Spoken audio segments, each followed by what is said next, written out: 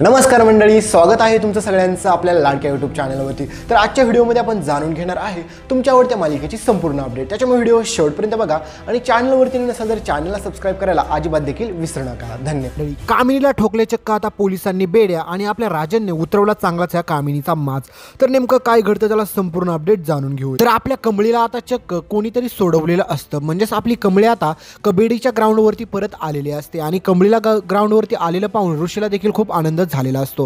पण शेवटी आता आपल्या कमळीला काही जरी केल्या तरी तो सामना जिंकावाच लागणार असतो, कारण की शेवटी प्रश्न असतो तो कमळीच्या आणि निंगीच्या त्या ॲडमिशनचा आणि तिच्यासोबत असलेल्या बऱ्याच मुलींचा देखील, कारण की त्यांना सिद्ध करून दाखवायचं असतं की त्यांनी ह्या क्षेत्रामध्ये नाव चांगलंच कमवलेलं आहे आणि त्या अनिकाला हरवू शकतात। तर त्याच्यामुळे तुम्ही पुढे बघसालच की आपली कमळी चक्क अशी रेड करते की सगळ्या ह्या अनिकाच्या टीमला बादच करून टाकते, कारण की आपल्या कमळीवरती किती हल्ला झाला, तिला किडनॅप केलं हे सगळं तुम्ही पाहिलंच असेल। पण आता एवढं सगळं करून देखील ती अनिका शांत बसलेली नसते। ज्यावेळेस मात्र सगळ्यांसमोर तिला ती हार स्वीकारावी लागते त्यावेळेस मात्र अनिका तिथून निघून जाते, कारण की अनिकाला माहीत असतं की सगळ्यांसमोर मी हरलेली आहे, त्याच्यामुळे मला माझं थोबाड दाखवायला देखील जागा उरलेली नाहीये। तर हे सगळं पाहून तर ऋषीला मात्र आपल्या आनंद झालेलाच असतो, हे तुम्हाला माहीतच आहे, कारण की ऋषीला आधीपासूनच वाटत होतं की आपली कमळीने तो सामना जिंकला पाहिजे आणि आपली कमळी तो सामना जिंकते देखील। आणि तो सामना जिंकल्याच्या नंतर सगळ्यात जास्त खुश कोण होता? आपला ऋषी, कारण की ऋषीला माहीत असतं की कमळीने आणि सगळ्या मुलींनी किती मेहनत केलेली आहे, त्यांना त्यांच्या मेहनतीचं फळ भेटलंच पाहिजे।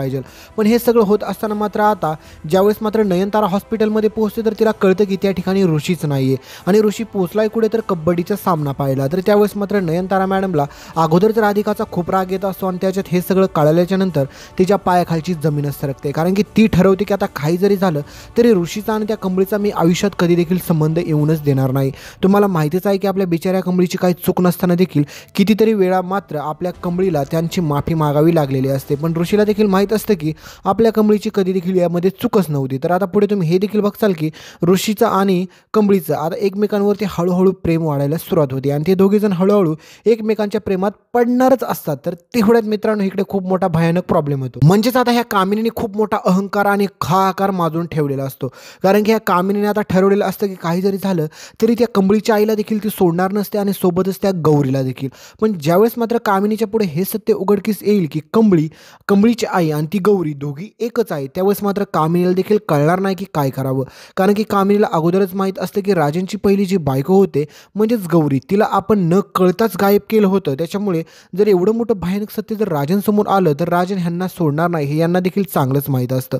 तर आपल्या कमळीला देखील यांनी किडनॅप करून घेतलेलं असतं, कारण की ह्यांना माहीत असतं की कमळीला जर किडनॅप केलं तर कमळी तो सामना हरेल। पण मित्रांनो तुम्ही पाहिलंच असेल की तो कबड्डीचा सामना देखील फायनलचा आपली कमळी जिंकते।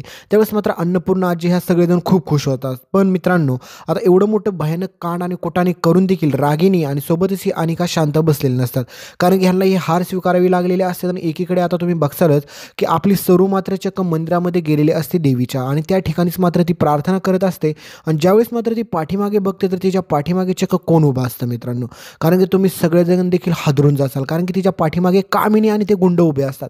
ज्या क्षणी मात्र आपली सरू हे सगळं काय पाहते त्याच ठिकाणी तिथून पळ काढण्याचा प्रयत्न करत असते, पण तिला देखील माहीत असतं की आपण किती जरी पळालो तरी शेवटी ही लोक आपल्याला शोधून काढणारच। त्याच्यामुळे आता काय तो काय सोक्षमोक्ष लावलाच पाहिजे। तर राजन सरांना आता वेड्यासारखं वेड लागलेलं असतं, कारण की त्यांना कळालेलं असतं की त्यांची मुलगी आणि बायको जिवंत आहे, पण त्या कुठे आहेत ते माहीत नसतं। त्याच्यामुळे आता ते सगळीकडे त्यांना वेड्यासारखं शोधत असतात आणि त्यांना देखील माहीत असतं की आपल्याला त्यांना शोधणं हा एकमेव आपल्याकडे पर्याय उरलेला आहे, त्याच्यामुळे काही जरी झालं तरी आपण त्यांना शोधून काढायचंच। तर इकडं आता ऋषीच्या मनामध्ये देखील कमळीबाबत हळूहळू प्रेम निर्माण व्हायला सुरुवात झालेली असते। ऋषीला वाटत असतं की आता काही जरी झालं तरी कमळीसाठी आपल्याला वाटेल ते करावं लागेलच, कारण की तुम्ही पाहिलंच असेल की ऋषीने आत्तापर्यंत कमळीला अनेक संकटामध्ये ऋषीने स्वतः मदत केलेली आहे आणि कमळीला कितीतरी संकटांमध्ये ऋषीने धीर देखील दिलेला आहे की तू घाबरू नको, मी तुझ्या पाठीशी भक्कमपणे आणि खंबीरपणे उभा आहे।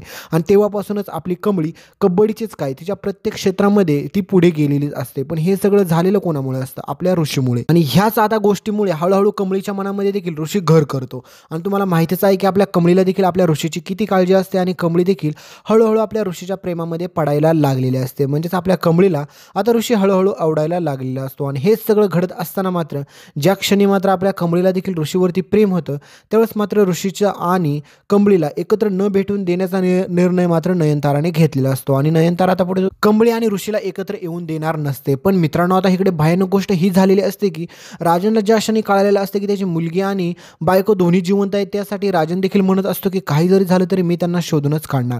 तर इकडे आता ऋषी आणि कमळीची लव्ह स्टोरी सुरू होणारच असते, पण त्याच्या अगोदर मोठा ब्रेक लागतो. म्हणजे ब्रेक असा की आता ज्यावेळेस मात्र आपल्या सरूला देखील सत्य समजलेलं असतं, तर सरू ठरवते की काही जरी झालं तरी मला कमळीला मुंबईला गेलं पाहिजे आणि कमळीला घेऊन इकडं आलंच पाहिजे. कारण की कमळीला घेऊन मला इथून हे गाव हे शहर सगळं सोडून निघून गेलं पाहिजे, नाहीतर ही लोक परत मला आणि माझ्या कमळीला कधी देखील सोडणार नाही. पण हा सगळा प्लॅनिंग तर सरूने केलेला असतो, पण सरूला माहीत नसतं की कमळी ऑलरेडीच त्यांच्या घरी जाते, त्या सगळ्यांसोबत कमळीची ओळख आहे आणि कमळीला देखील हे माहीत नसतं की अन्नपूर्णा आजीच तिची खरी आजी आहे, राजन सर हेच तिचे खरे बाबा आहेत आणि ही कामिनी आणि रागिनी आहे यांनीच आत्तापर्यंत तिच्या आईला खूप टॉर्चर केलेलं आहे आणि खूप सारं त्यांच्या आयुष्यामध्ये जी संकट आलेली आहेत ते यांच्यामुळेच आलेली आहेत. तर इकडे आता ही अनिकाला ज्या क्षणी कळेल की कमळी म्हणजेच तिची म्हणजे असं मोठी बहीणच लागणार, कारण की आता कमळीला देखील माहीत नसतं की ही अनिका आणि तिचं नातं काय आहे. पण ज्या क्षणी हे सगळं भयानक सत्य उघडकीस येईल तोपर्यंत खूप वेळ निघून गेलेला असतो, कारण की ऋषी आणि कमळीच्या प्रेमाला सुरुवात झालेली असते. नयनतारा मॅडमला हे अजिबात देखील पटत नसते, तुम्ही देखील पाहिलेलं असेल. पण नयनतारा ठरवते की काही जरी झालं तरी ह्या घरामध्ये कोणती देखील सून आणेल, पण कमळीला ह्या घरामध्ये मी कधी देखील घेऊन येणार नाही असा नयनताराने देखील आता शब्द घेतलेला असतो. पण तुम्ही पुढे बघसालच, कारण की आपला ऋषी देखील हळूहळू कमळीच्या प्रेमात पडलेला असतो. त्याच्यामुळे आता ऋषी ठरवतो की काही जरी झाले तरी शेवटी मी माझ्या मनाचंच करणार.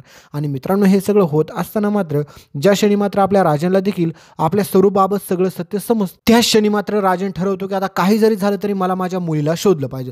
तर राजन आता काही जरी झालं तरी त्या कामिनीच्या तावडीतून आपल्या सरूला वाचवतो. म्हणजेच तुम्ही पुढे बघसालच की ते सगळे काही गुंड आपल्या सरूवरती हमला करत असतात, कारण की त्या सरोजला वाचवण्यासाठी गावातील कोणी देखील धावून जात नाही, कारण की कोणाला काही माहीतच नसतं की ही सरोज इथपर्यंत आली कशी आणि सरोजच्या पाठीमागचा भूतकाळ कोणालाच माहीत नसतो. कारण की मित्रांनो, माहीत असतो फक्त आपल्या आबांना, पण आबाचा आता या ठिकाणी जगात नसतात, त्याच्यामुळे कोणाला देखील त्यांचा भूतकाळ माहीतच नसतो. आणि ज्या क्षणी मात्र ह्या कामिनीला कळतं की ही सरोज बिरोज दुसरं कोणी नाही आणि ही कमळीची आई हे कळतं, म्हणजेच तिला कळतं की त्याच ठिकाणी ती कमळी म्हणजेच ही राजनची मोठी मुलगी आहे. त्यावेळेस मात्र कामिनी म्हणते की काही जरी झालं तरी अगोदर हिचा काटा काढते आणि जाऊन लगेच त्या कमळीचा काढते, नाहीतर की जर कमळीला कळालं की राजन हा तिचा बाप आहे तर ती कमळी आमच्या सगळ्यांना रस्त्यावरती आणल्याशिवाय शांत बसणार नाही. कारण की तुम्हाला मित्रांनो पुढे हे देखील पाहायला भेटेल की ज्या क्षणी मात्र आपल्या कमळीला भयानक सत्य उघडकीस येईल तिच्यासमोर, त्यावेळेस मात्र कमळी ह्या रागिणीलाच काय कोणाला देखील सोडणार नाही, कारण की ह्या कामिनीने आत्तापर्यंत जे पाप केलेलं असतं ह्या सगळ्याची शिक्षा तिला योग्यरित्या पुढे भेटणारच आहे. तर मित्रांनो, पुढे तुम्ही बघसाल की आपला राजन आपल्या सरूला एवढ्या मोठ्या ह्या कामिनीच्या गुंडांच्या तावडीतून वाचवतो, कारण की ही कामिनी त्या ठिकाणी पुढे येत नाही मित्रांनो. कारण की ज्या क्षणी आपल्या सरोजवरती हल्ला होतो त्या ठिकाणी मात्र राजन सर जातात आणि वाचवतात, पण राजन सरांच्या पुढे हे भयानक सत्य उघडकीस येतं. तर त्यावेळेस मात्र मित्रांनो तुम्हाला माहीतच आहे या कामिनी किती चालाक आहे.